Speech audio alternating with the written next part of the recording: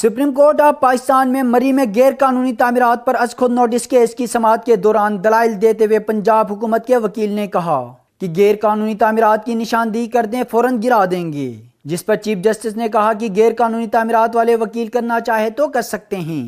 امید ہے آپ غیر قانونی تعمیرات نہیں کرنا چاہتے ہوں گے۔ اگر آپ کی تعمیرات غیر قانونی ہیں تو آپ کو ڈرنا بھی نہیں چاہیے۔ آپ تعمیرات 15 دن میں درست کر لیں۔ آپ سمجھتے ہیں راجے یا مری کے بڑے لوگ مسئلہ حل کر لیں گے، تو ایسا نہیں ہوگا۔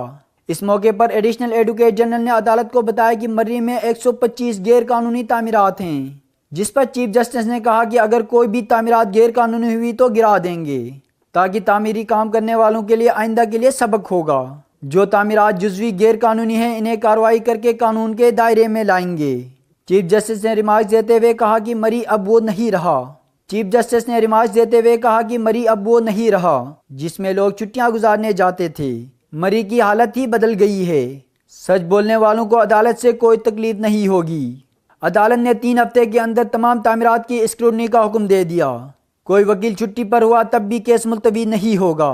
قانون سب کے لیے یکساں ہوگا، جس کے بعد سماعت غیر معینہ مدت تک ملتوی کر دی گئی۔ ابرار حسین، ہم سب ٹی وی، اسلام آباد۔